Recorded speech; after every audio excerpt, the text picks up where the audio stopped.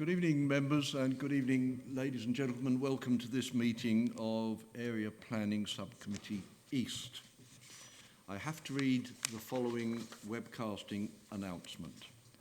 I would like to remind everyone present that this meeting will be broadcast live to the internet or filmed and will be capable of repeated viewing or another use by such third parties. If you are seated in the lower public seating area, it is possible that the recording cameras will capture your image and will result in the possibility that your image will become part of the broadcast.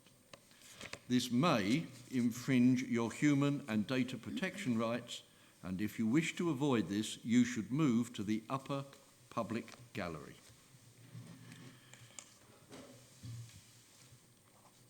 Item 2 is advice to public and speakers. Adrian, has all been done? Thank you very much. Number 3 is apologies for absence. Yes, Chairman, we have apologies from Councillors Bedford and Stalker, and apologies for possible lateness or not turning up, Councillor Hollywood-Bread. Thank you. For the purposes of the webcast and for anyone who doesn't know us, my name is Councillor Paul Kesker and I am Chairman of tonight's meeting. To my left is my Vice Chairman, Councillor Heather Brady.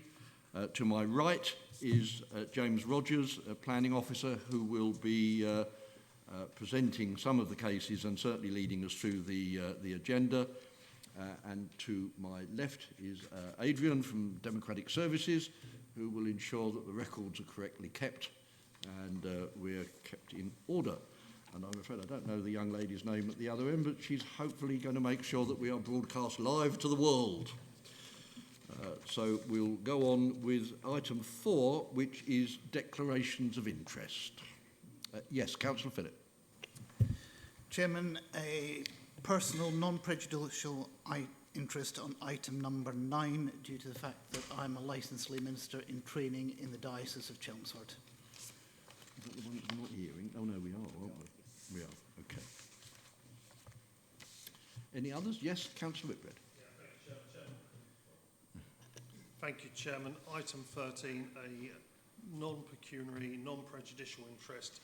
I believe I may have acted at some point, or not personally, but my company may have acted many years ago for one of the applicant's family. So I just... Right, that's non-prejudicial anyway. Non-prejudicial. Okay, thank you. Councillor McIver.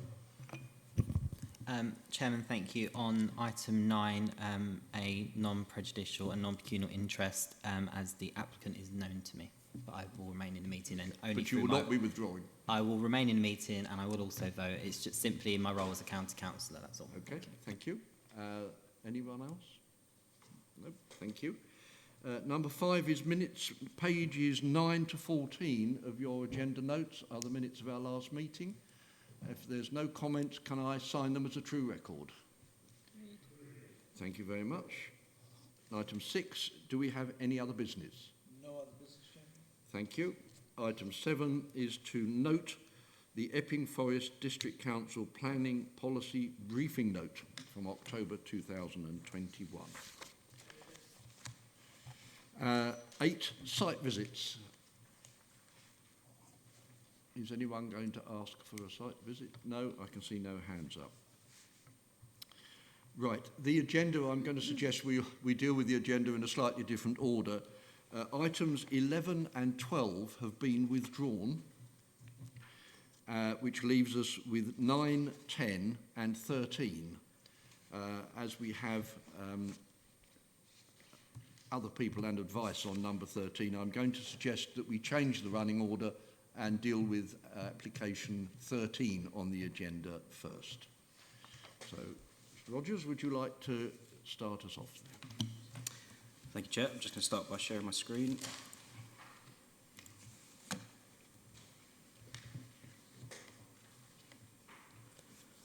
Okay.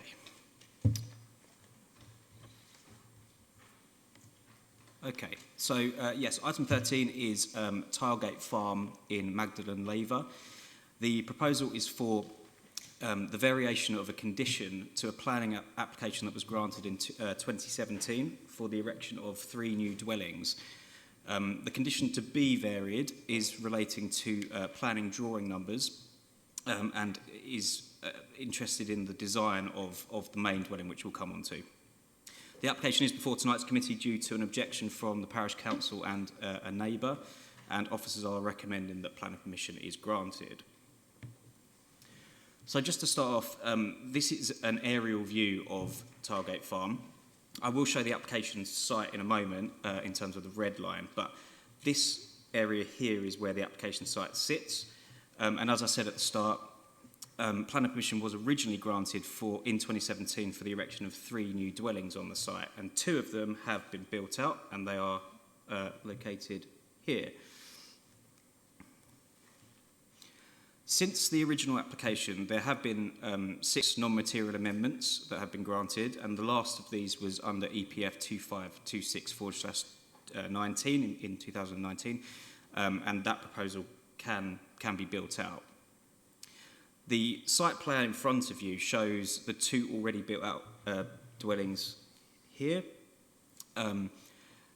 and the layout, the design and the position of the main house, the annex and the tractor store to the east.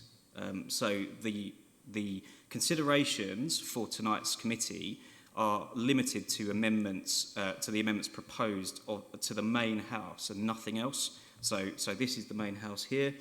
The position of these buildings, the design of these outbuildings has been approved under the non-material amendments previously. So as I say, and I'll come on to the site plan in a moment, but the key thing is the difference in the design of this main house. And this is that design.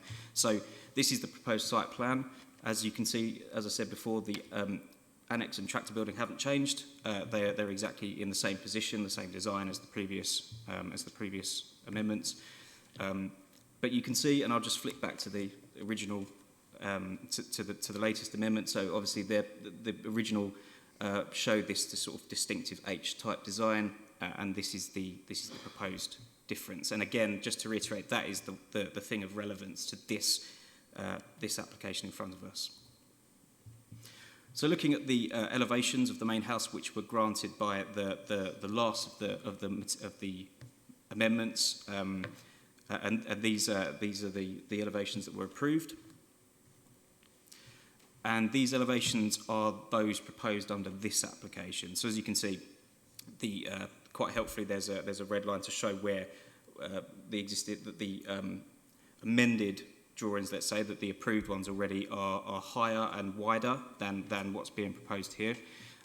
So it's not going to have a materially greater impact on Greenbelt in terms of that impact.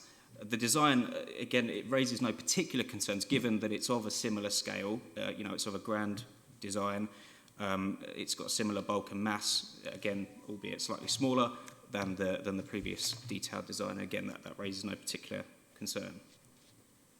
So these were the floor plans, the latest of the material amendments approved. Again, the distinctive H shape is shown there. And these are those proposed for this proposal, which again is a far more square design. So given that the proposed amendments to this application are very minor when you compare it to what could be built out, it is recommended that the application is approved, subject to the conditions as noted in tonight's agenda, which include the proposal to build in accordance with these new drawings, as well as for the materials of the construction to be agreed by the council. Thank you, Chair. Thank you very much. We have 3 speakers, but I think before we hear the speakers, I would just like to make the point that it has been remarked on, and I have been advised by our own legal advisors that the matter before us is only the application that you are seeing in the agenda tonight. There are a number of other issues with regard to this application, and there are a number of matters before the council on a wider set of issues. But that is not what we can consider tonight. We can only consider the application in your agenda notes, which is before us tonight. Okay, thank you. Our first speaker on Zoom is Jim Padfield, and Jim, you have 3 minutes. Good evening, councillors. I have brought this to the attention of the council now for 4 years. And it's, I think I've done my job by bringing it to committee tonight. There are a number of issues, as the chairman has said, that have come to my notice and I've made known to the council. But tonight you are looking at a Section 73 application. A Section 73 application is a completely new planning permission, standalone planning permission. So I dispute what the chairman says, that you're just looking at this tonight. You're looking at a completely new completely new permission that should have all the conditions on it so that it can stand alone. The applicant will then have 2 planning permissions. The previous one, which is acquired by means that I dispute, and the current one. And so I leave it to you, councillors. I've done what I think I've done what I intended to do to bring it to your attention. It has been 4 years nearly trying to do this, and so I leave it to you, but it is a new permission, a standalone permission, and that's the point I wish to make. Thank you very much. That's very clear. Our next speaker is Councillor Anita Darkin from Morton, Bobbingworth and the Lavers Parish Council. And you also have 3 minutes. Thank you. Thank you. Morton, Bobbingworth and the Lavers Parish Council consistently and strongly objected to this development. If it should be decided to grant permission for this planning application, our PC requests that the following conditions are invoked. 1, a full contamination assessment, and if necessary, removal of all contaminated soil is carried out prior to any further construction works being allowed. All further permitted development rights are removed from the entire site. In 2000, this site was agricultural land, which for many years contained a piggery, a very important fact that has been ignored. EPF 1223/2000 is the reference. The plans show a piggery. In 2001, permission was granted for change to B1 industrial. In 2014, this B1 area occupied about 20% of the site. The remainder was greenbelt land. In 2017, planning permission was granted. The planning application contained many incorrect and deliberately misleading statements, including the heights of the existing buildings. Despite condition 5 of this planning permission, no contamination investigation or reports were produced prior to commencement of the works. In 2020, the PC was made aware that at least 20 lorry loads per day of potentially contaminated soil were being imported onto the site. We reported this to Epping Forest District Council enforcement team. Despite strenuous efforts, no action was taken. The bans created are now in place without planning permission, a licence to import such material, or any oversight. The red boundary line on this site has moved from about 20% of the site to 70% of the site by 6 non-material amendments. These 6 non-material amendments have changed the positioning and size of 3 houses, 1 annex and 1 tractor shed, and have steadily moved them onto greenbelt land. This planning application and its amendments have been achieved by, not my word, devious means and by much misinformation. We ask that you give these comments your serious consideration and possibly have a site visit prior to making your decisions. Thank you for your attention. Thank you. Our third speaker is Danny Simmons, who is the applicant's agent and also has 3 minutes. Good evening, committee. I am Danny Simmons from RPS. I'm a planning consultant and I am the agent for the applicant. Committee, this is a very simple application. This is not an application for a new house. Planning permission exists already. And as your officer made clear in his introduction, matters are limited to amendments to the main house. The only matter being a minor change to the house elevation. The proposed amendments retain the Queen Anne style, but allow for some design tweaks so as to provide a more contemporary building consistent with the character of the area. Notwithstanding the simple nature of the proposal, the application has generated an objection from the Parish Council and a very lengthy objection from the objector. And of course you've heard from both parties this evening. And for this reason, I do feel obliged to make the following clear. First, this application does not seek to change the application red line. This application does not seek to change the location of the proposed house.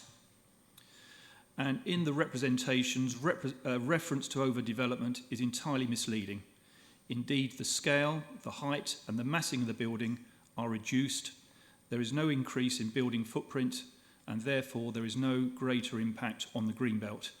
And indeed, committee, the red lines shown on the illustrations by the officer clearly demonstrate that point. The issue of permitted development rights has been raised, but no such condition was imposed on the original permission, which indeed remains extant. The applicant has provided a legal opinion which concludes that the council cannot lawfully impose a condition restricting PD rights. The councillor's solicitors have reviewed that opinion and are in agreement that it is neither necessary nor reasonable to impose a condition. Both my client and I are concerned with a number of statements which have been made by both the Parish Council and the objector in their representations, many of which are simply not true or are not relevant to this application. But this is not the place to air these concerns which are not relevant to your determination this evening.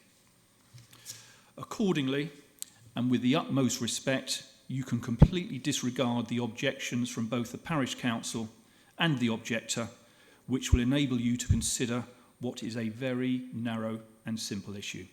Thanks for your time. Thank you very much. The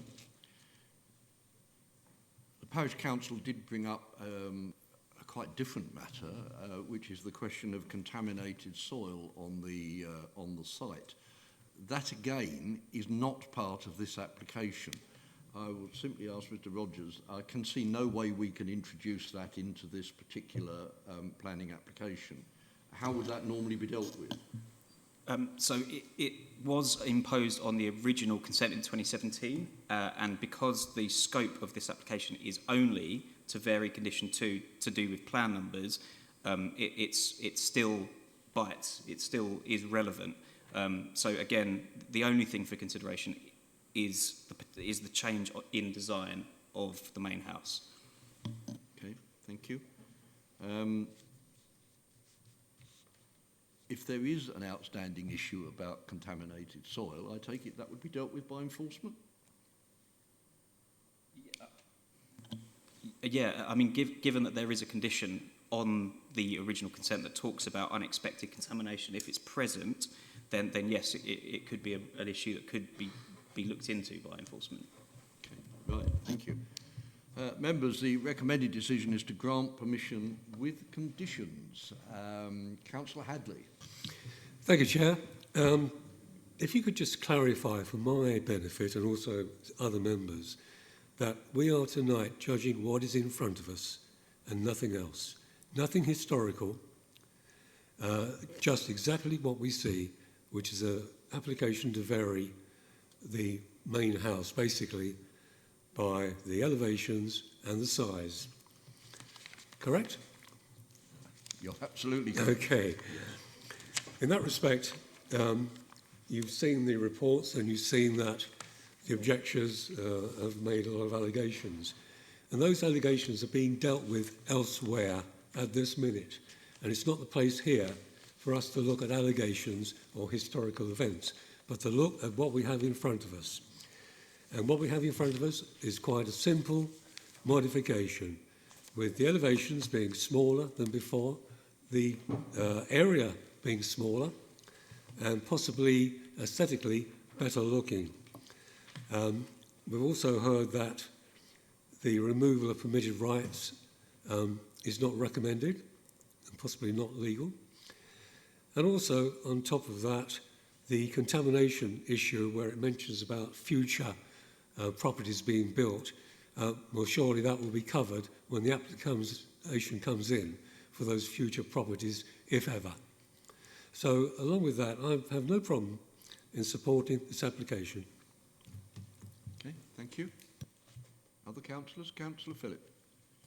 Thank you, Chairman. Councillor Hadley said most of what I was going to say. It's quite right. What we're looking here is the difference between this application and the current extant application, which could be built out without any modifications. So we're looking simply at the changes. I agree with Councillor Hadley on that. I would just note that in terms of future development, this is clearly in the green belt. It's clearly outside the village envelope, so limited infilling wouldn't apply. So any further development of this would be a new dwelling within the green belt and unlikely to be looked on with great favour from this committee. We do quite a strong record in protecting the green belt.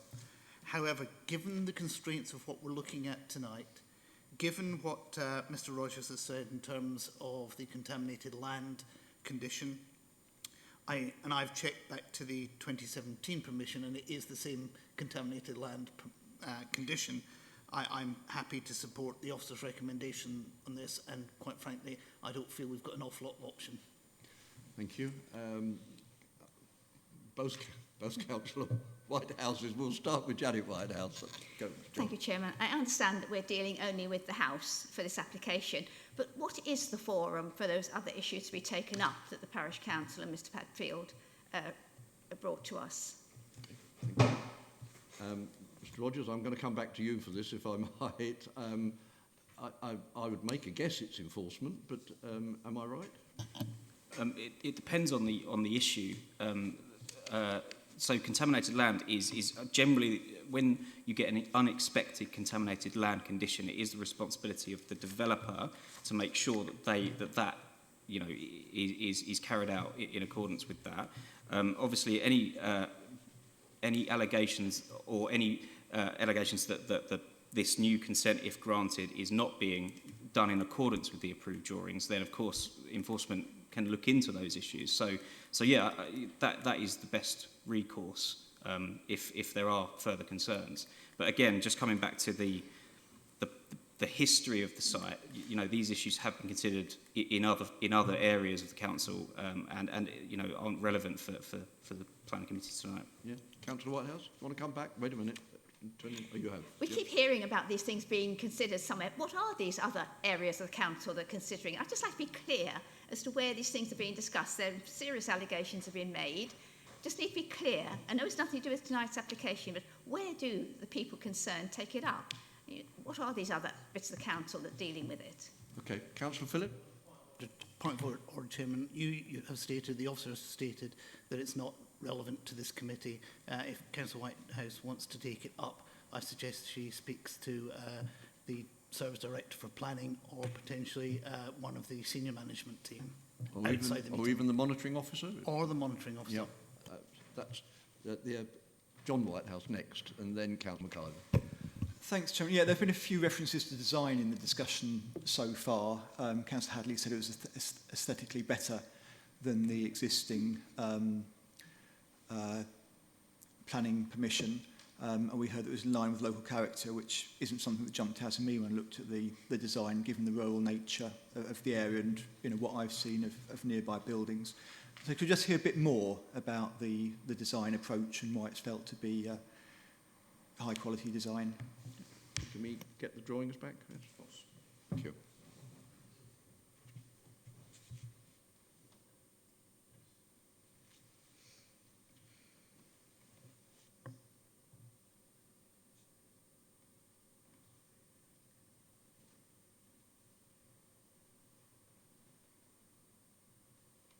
That's it. We need to go backwards and forwards between those two. So, as I said in the presentation, this is the last of the amendments that was approved. Again, coming back to the when you compare it to the existing, it's of a similar size, bulk and scale and overall design style, I suppose you'd say. So obviously, I mean, the potential impact on Greenbelt is lesser or certainly not greater, but in terms of the detailed design, it's, you know, that's been established already, and, you know, this is similarly, or would similarly look good in its location, really. Councillor Whitehouse, you happy with that? Well, I mean, I appreciate we're sort of constrained by the fact that we've got the original design, which I'm not fully convinced with. I mean, it looks good in the location. In what sense? Because it relates well to its nearby buildings, because of the landscape, because of the high quality materials? I mean, why? As I said, the council has control ultimately of the materials that will be used. I think this type of design is, you know, it's not something that is an alien feature. And again, when you compare it to what has already been approved, and that's what I come back to, that this is not dissimilar to that. So I mean, obviously, members can take a different view to that, but you know, this is a design that that again I think would look effective in its location. Okay, Councillor McIver. Thank you, Chairman. I've got 2 points, if I may. Firstly, I appreciate we're here to discuss the application in front of us, and I kept reminding myself of that as, you know, we talk about contaminated land. This meeting has been contaminated with lots of other matters, and I appreciate we had to disregard them, but whatever way you look at it, it's been discussed in this meeting. We've had 2 objectors, which we've listened to. So whether it's relevant to the application or not, as a councillor, I've just sat through a meeting and heard these matters, so it can't be ignored. I appreciate it's all very well good saying ignore it, but it's been brought up in the meeting. But as we are looking at just the design aspects, I fail to see how the design is an improvement. I appreciate it's smaller slightly in the pictures that we've seen, but I know Morton, Lelevers, Bobbinworth and the entire, that part of rural Ongar very well, and I would love to know where there is another building that looks like the second application. I'd love to be corrected because that would really help me make my mind up, but the original building to me seems far more in keeping. It is bigger, well that's no problem because there's bigger houses than that in that part of rural Ongar. I don't see how the second drawing is in any way more in keeping with that part of this district. If we want to set a precedent that we're going to build houses like that, and looking at that house, and it would fit great in Manor Road, Chigwell. It looks just like all the other houses in Manor Road, Chigwell. It looks like many of the roads in Loughton. There's elements of other parts of our district that are building houses like that. And we welcome these wonderful new designs and these, you know, futuristic looking properties that are nowhere near in keeping. But when we've got them either side of a bungalow, how can we stop one being built in between? But this is rural Ongar we're talking about here. This is a tiny, beautiful parish with very old infrastructure and therefore properties that match that area. We've got probably more straw roofed properties than others. So we make a big point about making sure development is in keeping with the area. The original application appears to be far more in keeping. So I'm surprised as to how officers have come to the conclusion that the second design is better. So I would just be really keen to know what decision-making process has taken place to confirm that the second application is more aesthetically pleasing. I just would like to know what has been considered, what other neighbouring properties, you know, give that impression, because I can't think of one that looks like that in any of that area. I think, Councillor, that it's actually us that's going to make that decision, and that is going to be very much a question of judgment. I think the point that was being made is that it's no worse than the previous application that has been passed. It's not quite as big. It's certainly it's not a steel and plastic tower or something. So it's certainly no worse than something that has already got planning permission and could be built. Councillor Hadley, you wanted to come back? Thank you, Chairman. Excuse me. Thank you, Chairman. I think Councillor McIver's opinion is different to mine, and it's down to aesthetic values. I like it. I'm sure other people liked it. Planning seemed to like it. Councillor McIver's views seem to be different. And you have a right to have your views, but don't let it override anything else. Do come back, Councillor McIver. Chairman, just to clarify, I think it's a wonderful looking property, and I would certainly like to own one like that. The query I was making is what process has come to the conclusion that officers are able to recommend it? How have we come to that conclusion? I think it's a lovely looking property. I will make that very clear. It's just how does that fit in with Morton? Would you like to answer that? I can come back. Mr. Rogers. So there is no requirement for dwellings to copy other dwellings. In fact, it is good to have a varied character and appearance to any street scene. And of course, design needs to fit in with where it is. It needs to draw inspiration from its setting, its landscape, its surroundings, of course. This property in front of us, as we said, and I know I keep saying it, but it's similar in its size and bulk and overall design character as what has already been approved. It's very well set back from the road, which again, visibility isn't necessarily the be-all and end-all, but it has conventional features. It's not, it's something that would appear sort of alien, I don't think. I appreciate what you're saying about being in Chigwell, and I appreciate that, but again, what our design policies require is high quality design, but what we can't do is sort of impose a design on particular developments. So again, members can take a different view if that's what you feel you want to do, but that's the reason why officers are recommending approval. Okay, thank you very much. Yes, Councillor Phillip, do you want to come back? Thank you, Chairman. Yes, I'm coming back on the types and materials and finishes condition, and I think reading condition 3, it's not quite as clear as some other examples of that condition. I think if we add types, details and colours of external finishes, it gives it that little bit more details and colours. So we've got types and colours. I'm suggesting that we add details in there as well, yep, as is called out actually in the condition of number 9. So slight change, it just makes it a little bit more secure. Okay, and that is on the last line of the condition, where it says approved details? No, in condition 3, second line, documentary and photographic details of the types, details and colours of the external finishes. Well, that's what's in there now, isn't it? There's not details in there. It's not got the word... It's got photographic details, not details. Oh, it hasn't got details, right. It says photographic details. Yeah. Right. So it's just trying to make it a little bit more okay, clear. Members, there is a proposal that we vary item 3 there, condition 3, to remove photographic so that it just says details and colours. Which is a couple of more words. So that is a proposal. Do I have a seconder for that? I think it's remove photographic. I think it's add, build into. Yes, so I'm quite happy for the documentary and photographic evidence to be provided, but I want the council to be approving the types, details and colours of the finishes. Are you happy with that? Types, details and colours. Do we have a seconder? Okay, can we vote? Are you happy to alter the condition on that basis? Thank you, in which case it will be altered.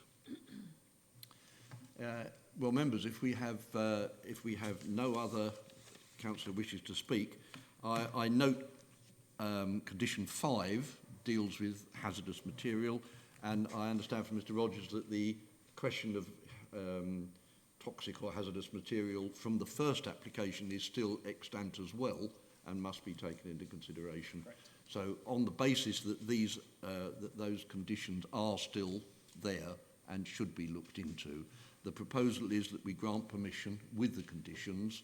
All those in favour, please show.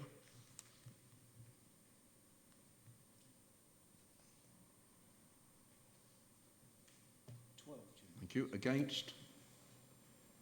None, Chairman. And abstentions? 2, Chairman. Okay, thank you very much. In which case, with the altered condition 3, planning permission is granted.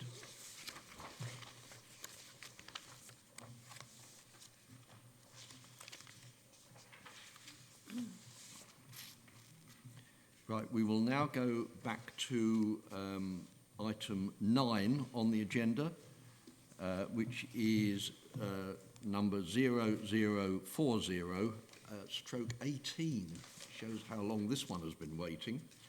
And we have one additional speaker not listed on my list, and that's Caroline French Horwood, who is an objector and does assure us that she did actually submit the necessary paperwork in time. So could I ask you to start, please, and you have 3 minutes. Sorry? Oh, sorry. I'm getting ahead of myself here. I'm getting carried away. I do apologise. Okay, bear with me a second. Can you see that?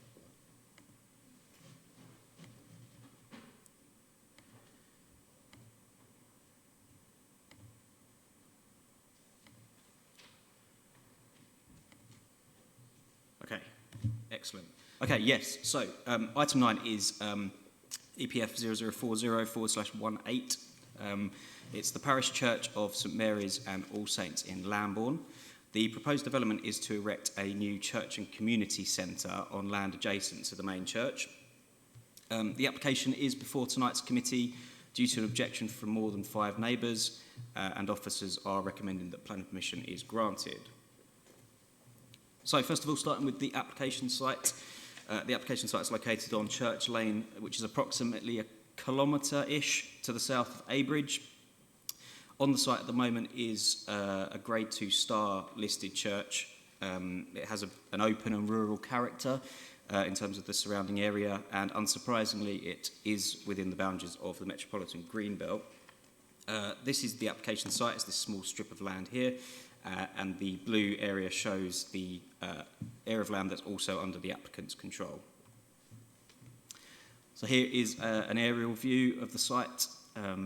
Application site again is this strip of land here to the east of the main church, which is separated from the church by this existing planting. And this is the burial ground to the south as well. Sorry, Oh, yes, I was using the wrong screen. Yeah, it disappeared. Do you want to just say that again? And, I will, make sorry it about clear? that. Yeah, sorry, it's this strip of land here, which is the, so I think 2 screens, which is where the application site is, and this is the existing planting, which separates the church from the application site. So here we have a view from Church Lane itself, and you can see there's a glimpse of the church here, and this is the application site as well, next to it. And again, just giving you an idea of the current status of the site, an open area, which you can just see some of the burial ground as well.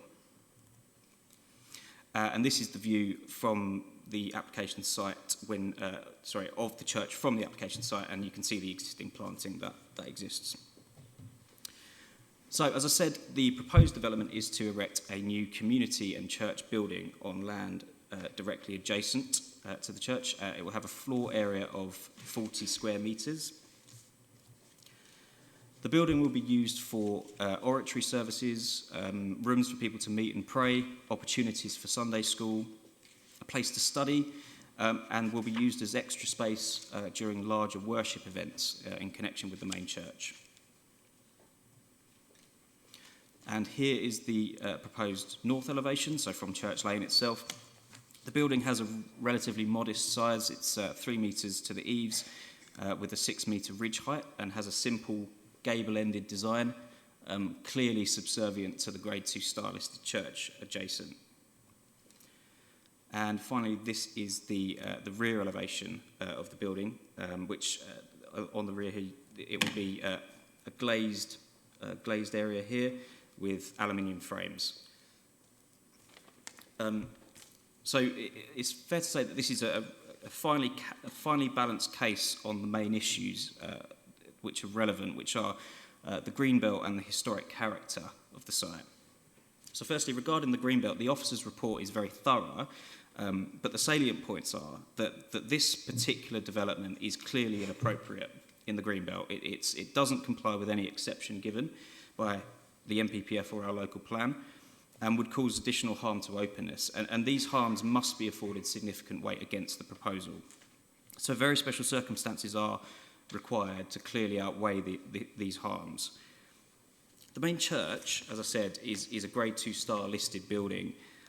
So internal alterations are likely to be strongly resisted. Since they are likely, it's very likely they'll have a significant impact on the historic significance and character of the main church. Holy Trinity Church in Abridge, it's the one on Ongar Road, has been used in connection with this church historically, but it is beyond its useful life and is now being disposed of, so it's no longer available for community purposes. Given the loss of this facility and that the existing church is unlikely to be adapted for community uses, there is a need for a new building to serve the needs of the community, which often change over time. Church buildings such as St Mary and All Saints Church often become vulnerable as they no longer address the needs of their communities, the needs for new facilities, accessibility, people who use wheelchairs, etc. And there is a clear risk that these buildings and the wider site become redundant and suffer from lack of repairs and maintenance, since the necessary facilities can't be provided in the main church. So on the basis of that, officers in this case have concluded that there are very special circumstances in this case which clearly outweighs the harms that will be caused to the greenbelt. Turning to the historic character, as I said, the building that you see in front of you, it has been designed purposefully. It's designed to relate positively to the Grade 2 church, the Grade 2 style listed church adjacent. It's been, as if I flick back to this drawing, it's been deliberately positioned on the chancel of the main church to relate to it. And again, its detailed design, if we look at the street scene, elevation, it's clearly subservient to what should be the main element of this site, which is a wonderful Grade 2 star listed medieval church. And it is clearly subservient to that. As I said, it's its scale is small, its design is simple, and it also will take characteristics from the main building in terms of its use of materials, etc. And the last thing just to mention is on the living conditions of neighbours. The building in itself, as I said, it's a 40 square metre building. It's not big enough to host significant events such as conferences and concerts in their own right, but only to provide ancillary facilities to support those events which can already take place in the adjacent church. The nearest neighbour is approximately 50 metres from the edge of the application site, that's the building, and conditions can and are proposed to provide restrictions on hours, the nature of the use, i.e. it must be connected to the main church, and that no amplified sound can be audible. And these are set out in conditions 21 to 23 of the officer's report. So, taking everything into account, officers in this case are recommending that planning permission is granted. Thank you. Thank you very much. No, sorry to give you a full start, but if you would now like to have your 3 minutes. Hello, I'm Caroline. I live in Church Lane. I've been there for 12 years. I also work for the RSPB and I've come straight from work. My understanding of building on greenbelt land is that it's only there and should be built upon in emergency use. This is not an emergency use. There is a community centre that's perfectly accessible in the centre of Abridge, which is actually underused and wants business at the moment. The centre that is within Abridge is accessible to the disabled, to people that don't drive, to the visually impaired, to the elderly, and everyone else. The church at the end of our lane, a 1.5 mile lane, single track lane, pretty much unmade, which is constantly flooded and has potholes on either side. It has 3 passing points. If you try to go up the lane or down the lane on a Sunday morning, you just can't if you meet people travelling up and down the lane. This has not been addressed in any of that statement prior to this.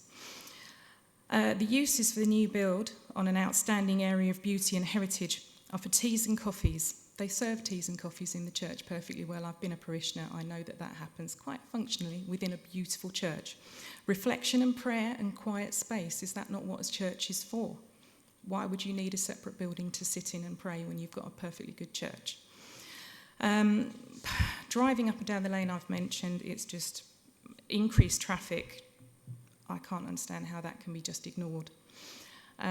Please don't underestimate the impact of this building on the current residents who all object, the parish council who object, the church warden objects. They think it's a waste of money and an unnecessary build on a beautiful area of heritage and land. That field that you showed, no photos of the actual houses that were around it, it was very carefully taken. The view of the church was also not from where the new build will be, it was from further up the field.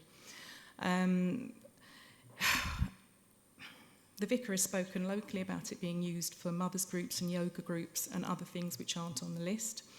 In my opinion, this is a nice to have for 20 people, and this is not an emergency. That field has barn owls, it has badgers, it has an amazing amount of wildlife will be impacted by this. The government are meant to be looking at saving our green spaces, saving our wildlife, and this totally is detrimental to that as well. There are trees surrounding the area that will be impacted. These trees have been there for 500 years. Their roots need to be considered. What else have I not mentioned? I just can't say enough how much this impacts, and I know I'm only one person here, but we all live there because of its outstanding beauty, because of the way it has been, the fact that it's been untouched for this amount of time. There is perfectly good facility within the church. There is perfectly good community centre which is not used within Atebridge. People just can't get to this place. It's for 20 people. You're considering building this building for 20 parishioners that go up there once a week. It's just not necessary. It's not an emergency. Please don't build on it. Thank you very much. And our next speaker is the Reverend Roger Gaylor, the applicant. Thank you, sir. You have 3 minutes.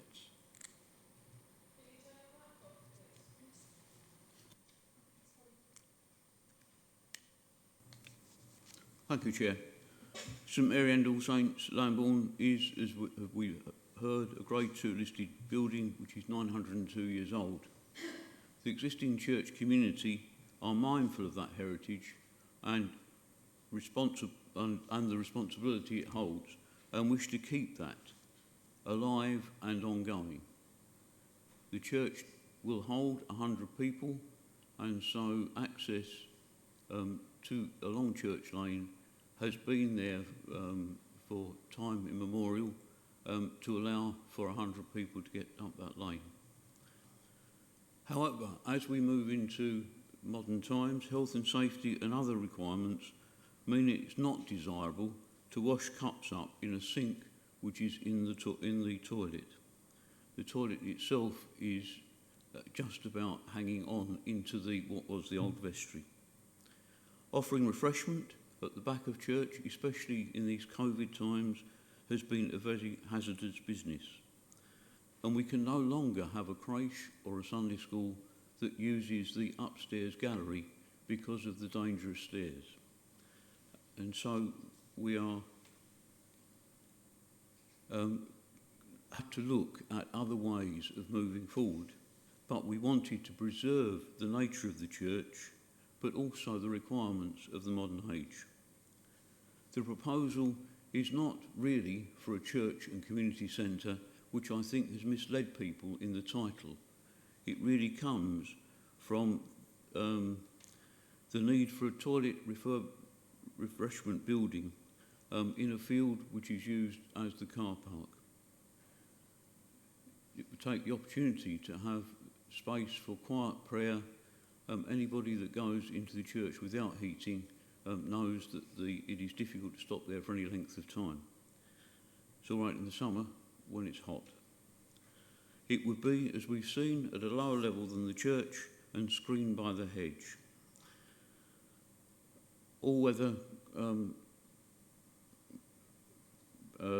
mesh would be implanted around it, which would allow for all-weather parking relieving Church Lane and so easing the pressure on that road, whilst ensuring that it still had a green appearance. I said the title of the proposal has misled people. It was never our intention to build a new church. We have got the existing church. We want it used fully. But want to merely offer discrete facilities which are required for the present age.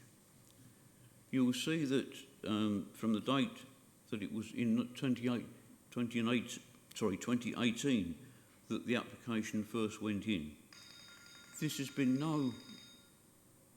Just finish your sentence, if you wouldn't mind. This has been no rush job got through by backhanders, as was suggested by the social media, but a process in which we've consulted, worked with officers, especially the conservation officer, and produced all the reports on ecology, highways, history requested, and all the ones that have been requested. Okay, I think I'm going to stop you there. Thank you very much indeed. I will just come back to French Horwood. I think you said earlier that the church wardens were against this. They're not in the list of objections in the agenda notes. Can you just pop your microphone on just for this one thing? Can I not ask for a statement of fact? Okay, I'm sorry. I'm told I can't ask it.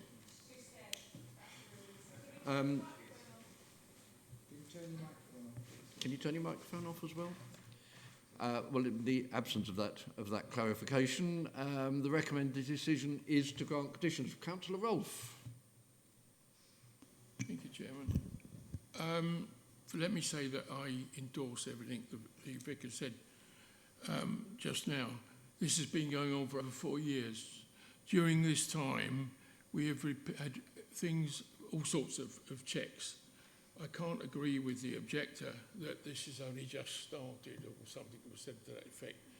We have had, first of all, I've got the list here. Yeah, there's been the diocese for a start. That was the biggest thing we had to get through. They don't readily let us spend the money, or the church spend money, without thorough investigation. They did. In top of that, it was thoroughly ironed out with them, and as the Vicar said, we have also had road research or road surveys. We've had going through all that, and it has been ongoing, not just cast aside, but going on actively for 4 years. This, and it's time.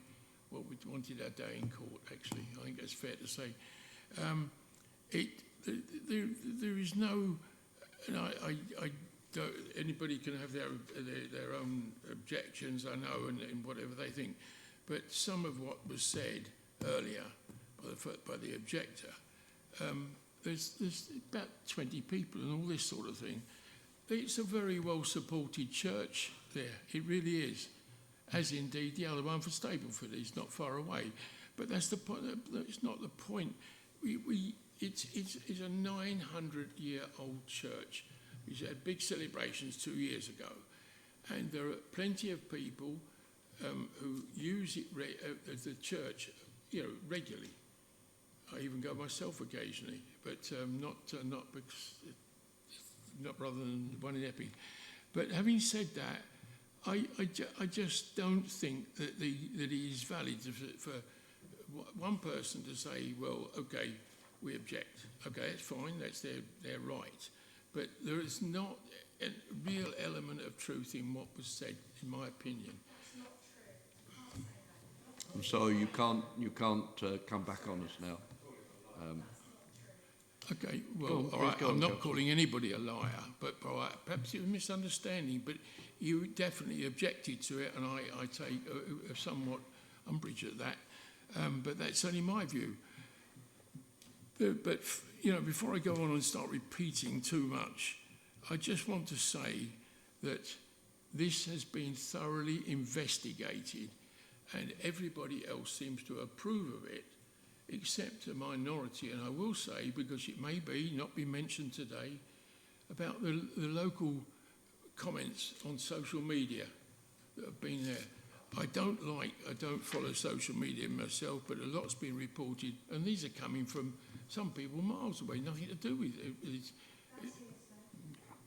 I'm sorry, I must ask you not to come back on this. I would have to ask you to leave. Sorry. I think I rest my case now. I think I made the point I want to make. And okay, Councillor Whitehouse. Oh, sorry. Thank you, Chairman. This is a lovely historic building, and if it's going to be maintained into future years, it needs to have a regular worshipping congregation. People expect these days reasonable toilets, hygienic refreshment facilities. We've heard from the vicar that the facilities are anything but that.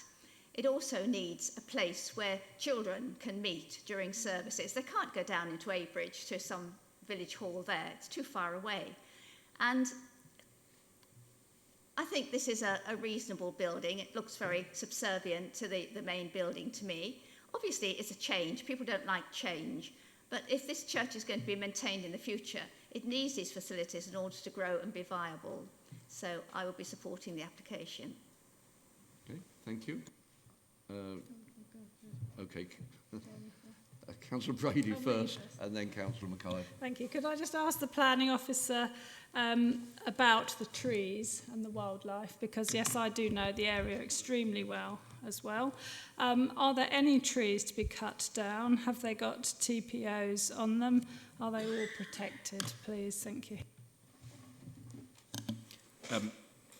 Quite the opposite to cutting down. There's a tree protection plan required. Also details of enhanced landscaping as well. The trees aren't protected in terms of TPOs, but they are nonetheless important, hence why we're looking to protect them and enhance them where we can.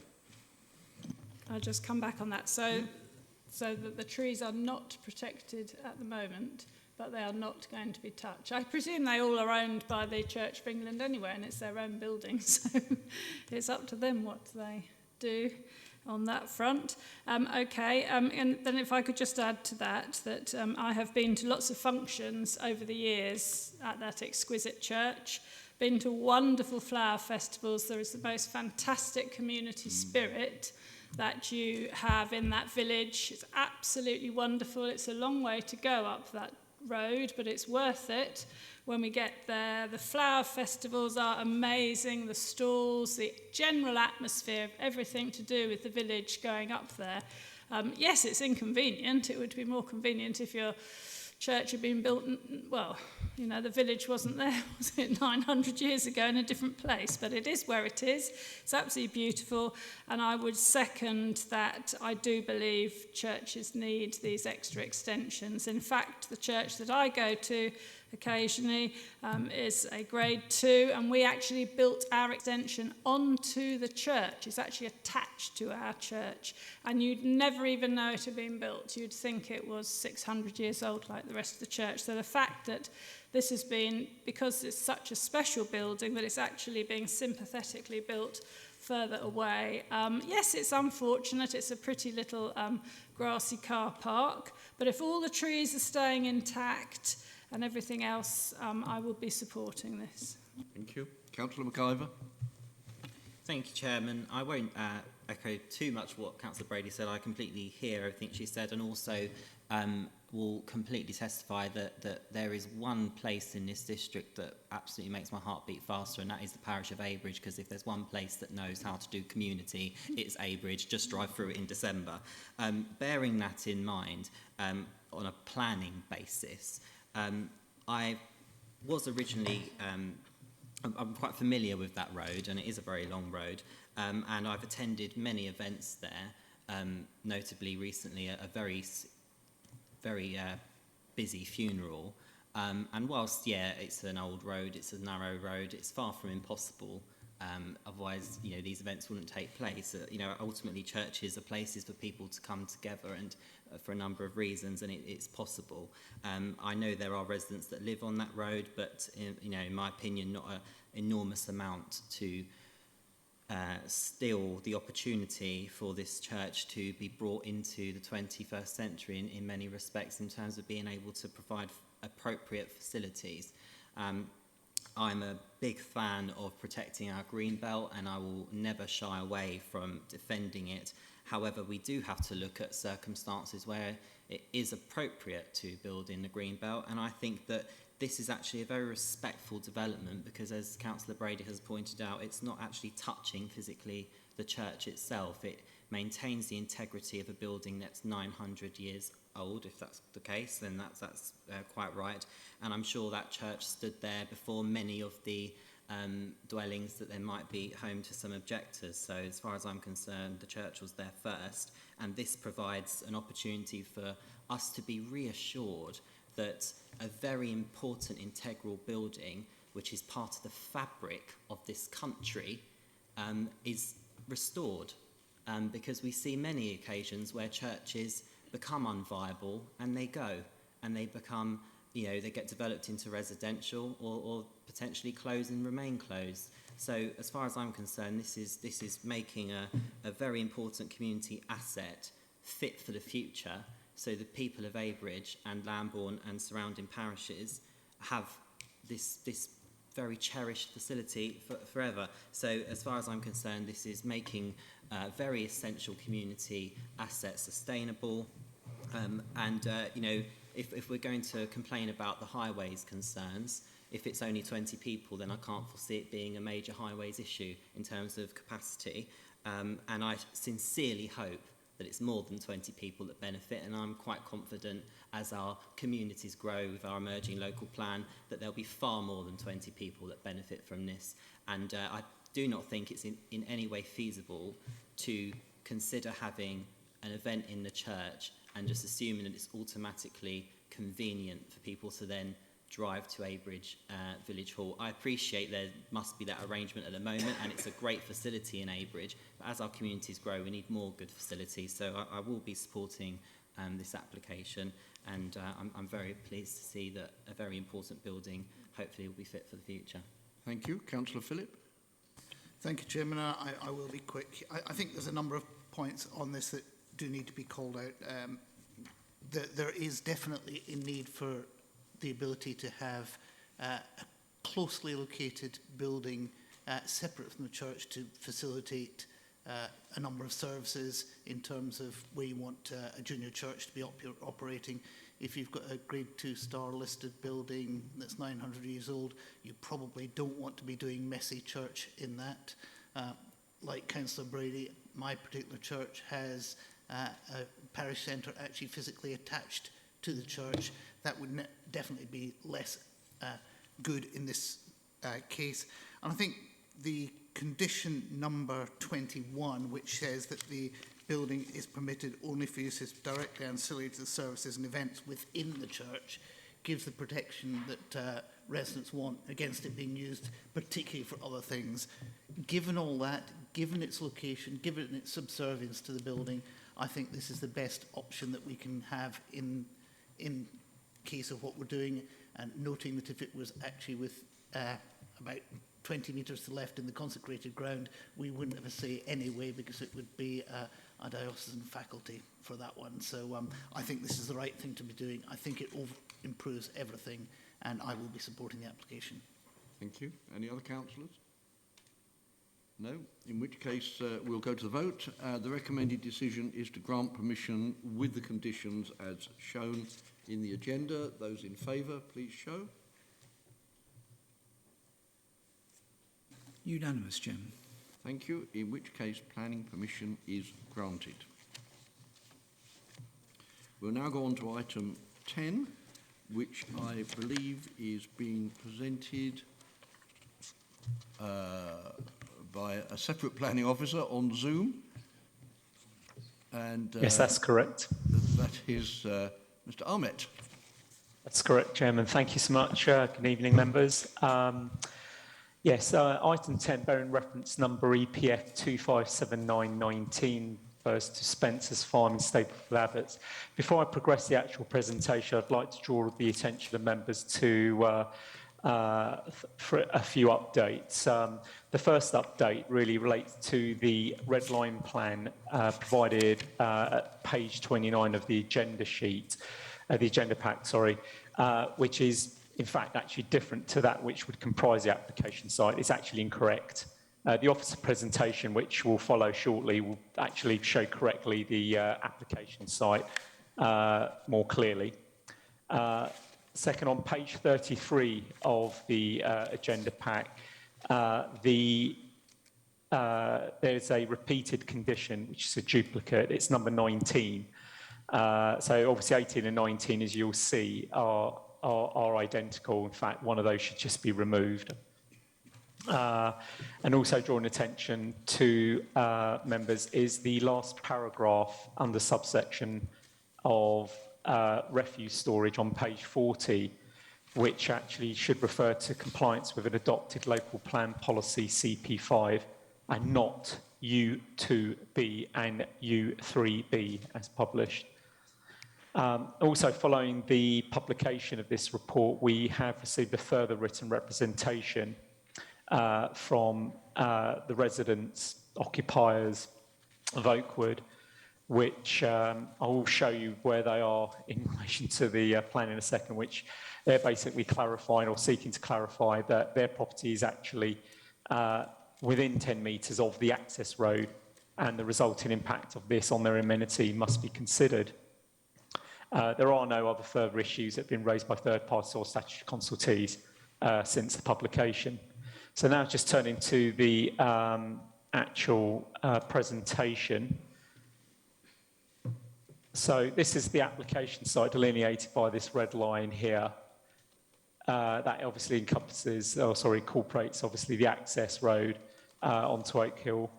The remaining field to the north of the site is actually within the control of the applicant as well, but doesn't actually form part of the application site this evening. Basically, the application site itself is effectively on the outside easternmost edge of the village boundary of Stapleford Abbots, and is accordingly designated in the Metropolitan Greenbelt. The site has an existing access onto Oak Hill Road. That's what I'm just showing you there. It is only a single access. There are no other access or vehicle access, pedestrian access into the site. It is actually currently gated, and you'll see that in a second in some of my photos. So there we are. So this is actually a photograph taken from within the site, looking out onto Oak Hill. It's obviously currently gated. The proposals do seek to install a further controlled access, again with another gate there. The second, obviously, photo here shows obviously the access road leading into the site. So these are further photos, again, the top two, which basically looks to the north and to the south. So to the north is obviously the access road with, you'll also note some of the lay-bys in here, and also the application site, which is currently hoarded and gated effectively. So the topography, just go back to that, just so that members are clear. You probably can see in this top photo here, general topography drops from, in effect, from the east, generally rises from west to east, effectively. A drainage ditch actually runs parallel also to the, in fact, to the southern, to the western boundary of the application site. Along what is part of the access road and part of obviously the application site, but the actual ditch itself sits outside of the control of the applicant. So the proposed development is for 6 semi-detached dwellings, but before I get to that, 6 dwellings in a semi-detached layout, which includes obviously the upgrade to the existing access road, landscaping and assigned parking spaces for future occupiers and their visitors. Members will note really from the actual from the report that a planning permission was approved in 2016 under EPF 248416 here for 4 detached dwellings. This has since been implemented insofar as, and you would have noted from some of the photos here, as far as the various pre-commencement conditions have been discharged, including demolition of the previous barn-style buildings and also the construction and upgrade of the access road. These are some of the photographs of that previous building, the barn-style buildings that sat on the site. They have actually now, as I say, it's quite clearly set out here that they're pre-existing. They no longer reside on the site, as you may have noted from some of my previous photos of the current site. So in all the respects, in terms of the principle of development within the Greenbelt, the current proposals are not inappropriate in policy terms. The proposed layout now, so what we're looking at here is effectively a semi-detached set, or 3 pairs, effectively semi-detached dwellings, 6 in total, laid out in a similar fashion to previously. Obviously, the existing access leading to the site with parking and associated landscaping. So there's the further plan with obviously the upgraded access and also the, I think there's 4 lay-bys within the actual site to allow passing vehicles. And this is also equally a plan that essentially obviously sets out really the scale of what that existing or pre-existing building was versus obviously what's currently being proposed.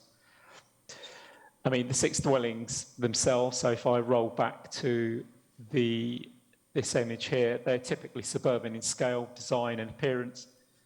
We consider they comfortably fit within the verdant nature of the site and its surroundings. You know, whilst the scheme itself would involve a marginal net increase in dwellings, the resulting impact on the openness of the Greenbelt is considered positive when compared to the pre-existing buildings that were once in situ. With regards to impacts on neighbouring amenities, officers have noted concerns relating to the increase in traffic and the associated noise disturbance of that Briggs, including flood risk, sewage and refuse disposal.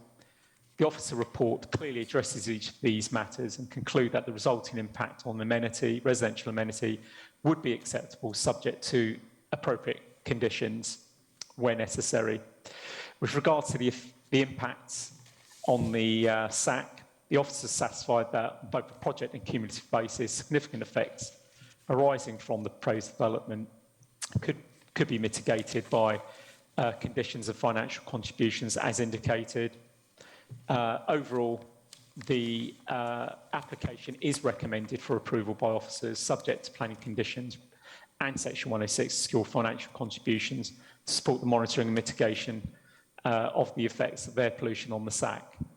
That's the end of my presentation. Thank you very much. We have one speaker, and that is Mr. Martin Ledger, who is the applicant's agent. Thank you, sir. You have 3 minutes. Good evening, councillors. Yes, my name is Martin Ledger. I'm a chartered surveyor and I act as planning consultant to the applicant. I was not involved in the earlier scheme for Spencer's Farm, but have viewed the council's website in respect of that earlier application to make sure Can I just stop you there? Would you mind just dropping your microphone closer? That's it. So, can you hear me now? Oh, much better. This system is not very good, and you've just improved it. Thank you. Right. I'll turn now to the current proposal, and I'm pleased to see the officer's recommendation of approval, and will endeavour not to repeat points already covered well in the report and with the presentation you've just had from the officer. Instead, I wish to respond on behalf of the applicant to the objections raised by the parish council and occupants of neighbouring properties. There is an extant planning permission for 4 houses, as you've heard, on the site. Thus, the principle of development is well established and leaves no need to revisit such issues as the site's Greenbelt location. Following the grant of that planning permission in 2016, various applications for approval of pre-commencement conditions were submitted and all approved. I understand that work on site in accordance with that permission commenced, although it has been held in abeyance pending a decision on the current application, which of course has been delayed through no fault of the council. Nevertheless, there is a commitment to the development of the site. I have looked at the parish council's objections made in 2016 and compared them with those in respect of the current application. These are largely similar, but with some differences in detail, but not on the principal points of objections, which of course were overruled at the time of the 2016 application. I also see from the officer's report that neighbours' objections in the main follow the parish council's comments. I note also that the report before you responds to each point raised in objection. Furthermore, the responses to statutory consultations carried out on matters of highway, drainage, refuse collection, etc., all repeat consultations from 2016. Also, that what was considered acceptable for 4 houses equally applies to the 6. Thus, no adverse comments from the statutory consultees have been received by the Council, and the officer's report covers in a comprehensive manner other issues raised and concludes the development is acceptable. Taking all matters into consideration, I ask councillors to view this amended scheme for residential redevelopment at Spencer's Farm favourably and grant planning permission as recommended by your officers. Thank you for your time. Thank you very much. Members, the recommended decision is to grant permission subject to legal agreement. Who would like to start? I mean, it can be me as I'm Passingford. Why not? I don't know. It can be me as I'm Passingford. I've only got a couple of items to mention here.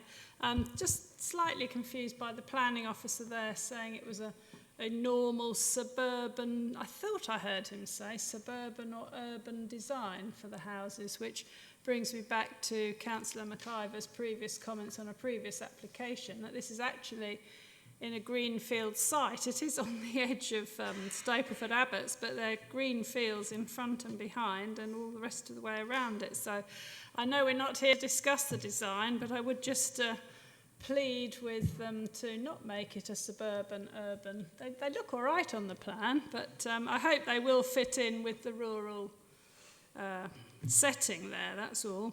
Now, on questioning, I see this application did pass before for 4 large houses with integral garages, and this is now requesting instead 6 smaller houses, i.e. 3 lots of semis, without the integral garages, and I believe it leads to a 3% increase in volume over the 4. The 6 now leads to a 3% only increase in volume over the 4. And that is still considerably less than that large barn that was on the site there. It says it in the information on page 37, about 3rd paragraph down on the volumes. So I think it's probably, we need houses, and rather than building very large expensive ones, I think it's probably preferable to build 6 smaller ones that might be a little bit cheaper and give more people homes. So on balance, I don't, everything else was accepted before, way back in 2016, so I can't see a reason to refuse this. Thank you. I think actually we're talking about a brownfield site in a greenfield setting. Yes. Which, if you could have such a thing. Right, who would like to go next? Councillor Phillip? Thank you, Chairman. Couple of concerns in this one. Perhaps one that we should have picked up back in when the plans for 4 were given. When I look at this with the road coming into it, it's not clear that there's a really good defensible green belt boundary at the end of the site. I would dearly love to see one in place so that we can help protect against any potential future applications into the green belt. I don't know if we can handle that through the landscaping condition, which seems at the moment to be very much tied to proposals that are already there.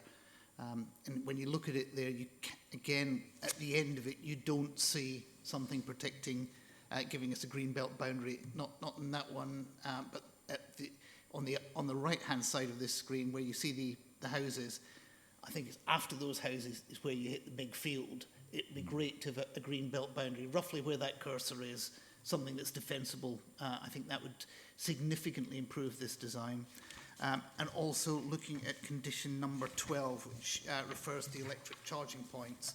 I think we should be insisting that we have at least 6 charging points, 1 for each of the houses there, because clearly this is a rural location. They go into the concerns around the SAC, but making sure that we have at least 6 in there. I've got no objection if there's more than 6, but the rest of the condition is fine, but I think we should be putting that in place. But apart from that, I think Councillor Brady is quite right. We have the principle of development there. A 3% increase is marginal. We could possibly get into the arguments about how much more impact on the green belt there is with a car parking outside than in a garage, but I'm not sure that's a useful route to go down today. But if we could get green belt boundary and have 6 electric charging points, I would be grateful. Mr. Rogers, sorry? Should I come back to those 2 points? Okay. If the planning officer would like to come back to us then on that. First of all is a minimum of 6 electric charging points for cars. We'll have to propose and vote on that one, I think. We could just add that to condition 12, Chairman. Sorry? We could just add it to condition 12, which is on those already. Yes, I think that would be the way to do it. And although the question of a boundary, how would we want to do that? Would the planning officer like to come up with any ideas on that one for us? To differentiate between this built area and the green belt field beyond it? We could always include a planning condition to reinforce that boundary with, an alternative planting scheme. In terms of it providing a defensible boundary. It's well, yeah. Jim, I suppose we could all. The officer's first recommendation about how to put it in place meets with my approval. Okay, so members, we've got. Sorry, Councillor McIver, are you seconding a proposal? Yeah. Okay. The proposal is to add a minimum of 6 charging points to condition 12. And also to add strong green belt bound. You had a word there for planting, and I can't remember what the word was. It's just further reinforcing planting along the northern boundary. That's fine. We can work out the wording. Thank you. We have a proposer and seconder for those 2 alterations. All those in favour of altering the conditions? Unanimous, Jim. Thank you. With those alterations that we've just voted on, the recommended decision is to grant permission. All those in favour, please show.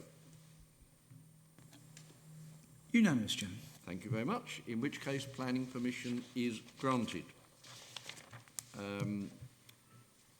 Number 14 is exclusion of public and press. I don't believe we have any reason to do that. I would like to thank members and officers for their help during this last political year, if I could put it like that. After having our elections, minor alterations only to this committee, but I would like to thank all of you for your cooperation and assistance during the course of the last year. And I close the meeting at 8:25.